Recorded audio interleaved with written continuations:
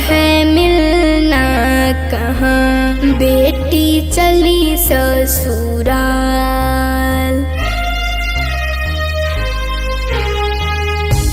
Mummy जैसी दुलार, पापा जैसा प्यार।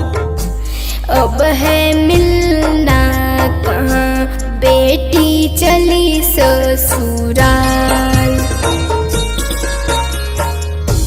बजना बंदे से है नाई हुई, अब तो पापा की परी पराई हुई। बजना बंद सहनाई हुई,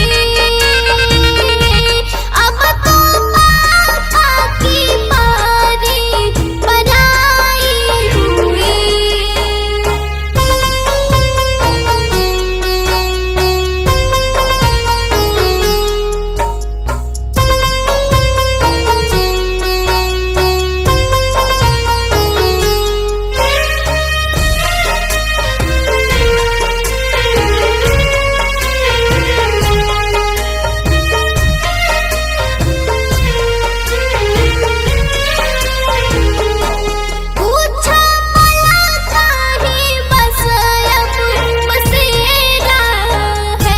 बाबुल घर जैसे पंछी का डेरा है।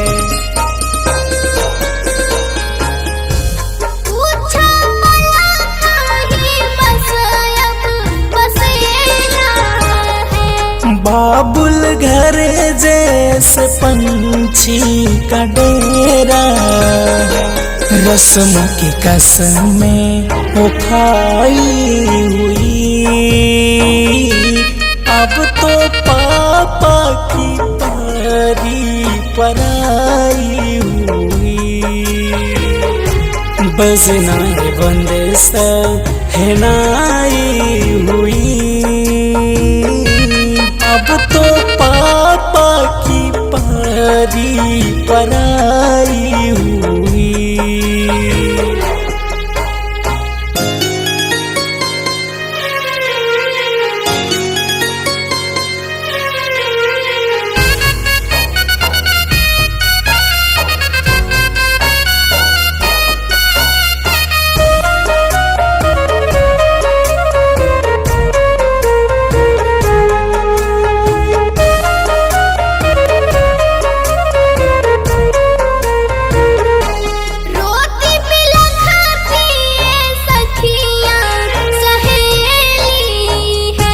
छोड़कर जाना अब सबको अकेली है।